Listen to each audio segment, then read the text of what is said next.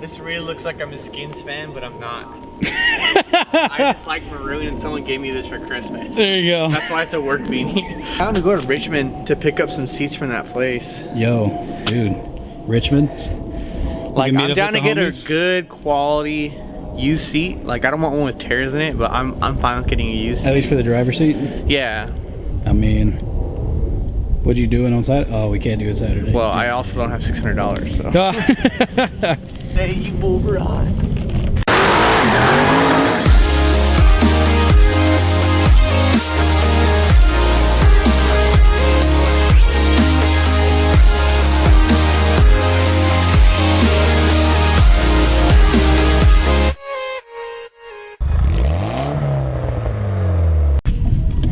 So here we are, we're back again. I think today the goal is to try and figure out the rest of this wiring. Maybe try and start the car. He's laughing at me only because we don't think we're gonna get that far. We're just trying to see if we can get our rad stuff finished so we can at least fill it with fuel. Dude. Rad. Rad, totally rad, boys. Okay, so here's what we're doing. This is a 1992 40. We've added in this new radiator that uses fans instead of a clutch fan. Now we have to cut a sensor into the cable. So I'm gonna commit. Oh man. Right here? Go for it. We're going back now. Or gonna have to spend $13 on it. Come on, baby. Oh yeah, that's a clean cut for sure. I mean, we can always use my soldering iron to just kind of smooth out that edge. Well, there you go. That was a wood saw to cut a rubber pipe. Things you don't see every day. So we cut out that bit of pipe right there to put this temperature sensor for our fans. So now we just gotta seal that joker up real nice and tight, make it airtight so that no water leaks. Because again, this is radiator fluid. We don't need that to leak everywhere. Once that's sealed on, we're gonna cut out another section of the pipe, the little water thing there, radiator hose, so we can actually get this all put together and actually start the wiring process to put water inside of our radiator and try starting this car for the first time in months. You think the gas has gone bad in that amount of time? No? You think it'll be okay? I hope not. There's like a half a tank in there. Yeah. To bring you guys up to speed, because a little bit has happened since I picked up the camera, the upper radiator hose is now connected. The bottom radiator hose is completely connected with the actual harness piece for the engine harness itself. We have our overflow tank here on the side. We still have to bolt it in a little bit over there, but we have the main bolt that bolts to the chassis right there. So this is all set up, and this big old tube is nice and snug on here. This is not going anywhere. We're pretty sure that that is far enough down. If I need to move it down further so that it fits it better, we can do that. Ishmael is getting the actual intake manifold put back together. It's a little cold, so we're bringing it inside, putting some heat to it to try and stretch it or make it soft and malleable again so that we can actually put the stuff together. And then we'll reconnect our breather lines and vacuum lines, fill this with the fluid and water, and we're gonna try and start her. I'm really excited for this. This has been a long time coming. Some of you might be wondering what's up with all this and where's the battery. We have actually been working on relocating the battery to the back. So this cable here is our battery line connection. Don't worry, the battery's not connected. So this is our positive end. This is basically what would have connected to the battery if it were here. The main reason why we're not connecting here is because that under tray is a little bit rusted out. So instead, we're gonna keep a lot of our instrumentation right here for the actual fans. Because as you can see, no longer a clutch fan. We're now using electric fans mounted to the radiator itself. We're gonna have our own little relay system here that is basically gonna measure when to turn those on. So yeah, lots going on. How's it looking? I put it next to the space heater. Gonna try and heat that sucker up, yeah. Make it malleable. It's just exciting, man. We're gonna try starting it for the first time in 3 months, 4 months, something like that. No edits here. We're just going for it. Ish has got the key. I'm gonna be in charge of the battery terminals. We're gonna see if she cranks. You ready? Yeah. All right. Attaching negative. Negatives on. Lady. Lights work. Fuel pump's priming.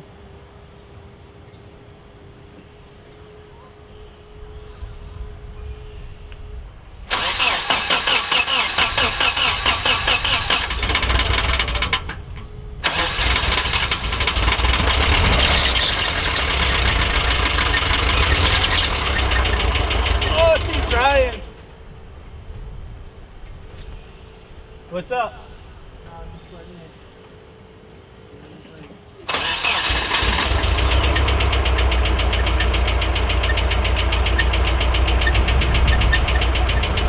Come on, baby. Waiting.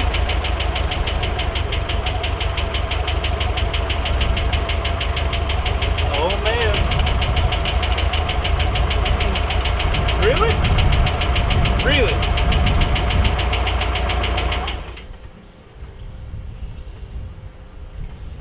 Bruh. Hold on a minute. It worked on its own? Yeah, I just started it. It was going. Woohoo! Let's go. Attempt to start number 2. Oh, it did? Some more pressure's going to be needed?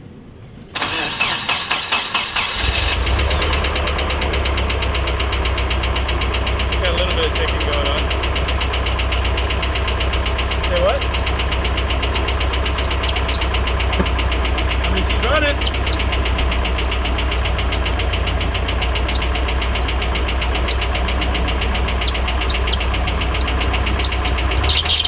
Oh God. No kidding, this thing is shaking so badly. It runs!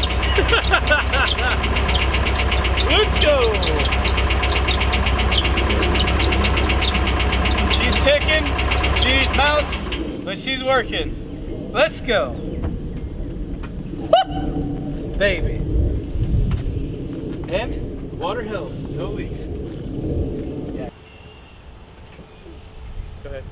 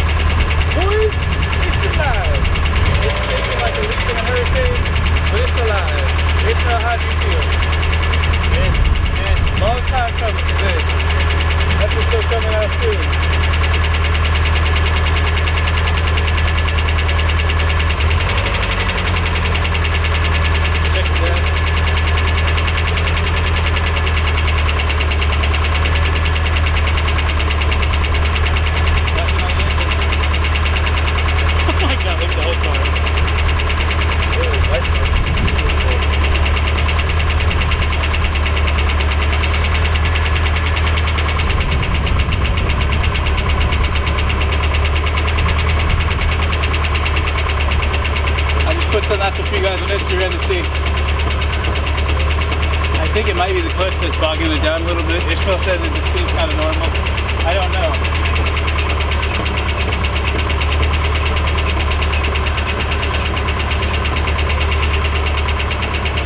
But no leaks, so we're good. Hey there, brother. Is that a Cummins diesel? That sounds like a Cummins turbo diesel. Right here's true American horsepower. So engine's leveling off. Still sounds like lifter tick. I'm not sure. Might be rod. Temp's going up. Is it? Well, we don't have the fans on. Yeah. Engine temp is rising, but white smoke has us concerned.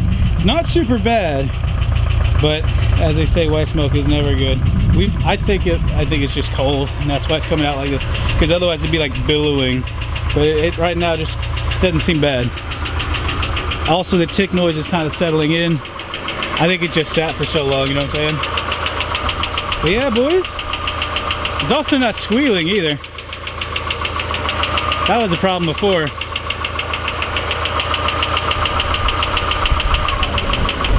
Ooh, that was cool.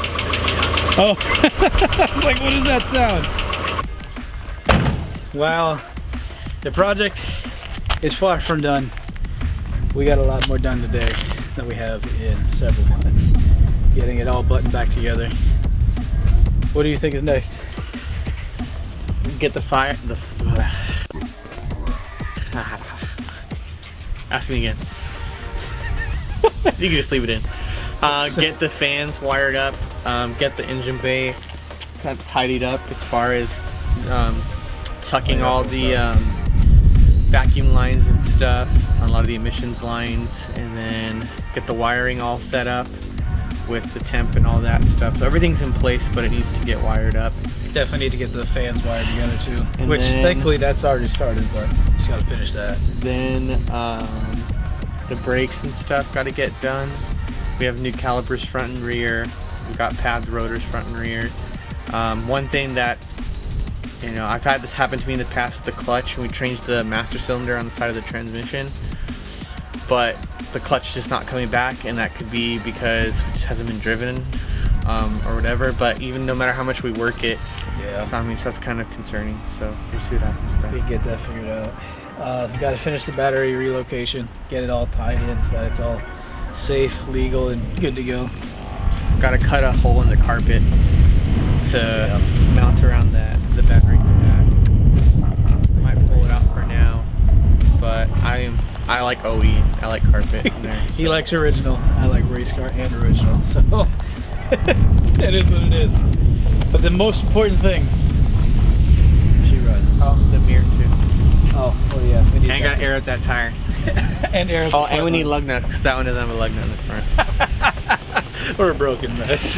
And on that note, God bless you guys. We'll see you on another episode. Bye.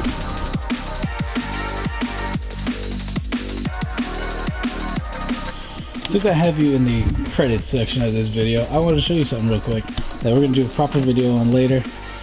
This is my grandfather's toolbox. It's going to be fun trying to restore this. Ow.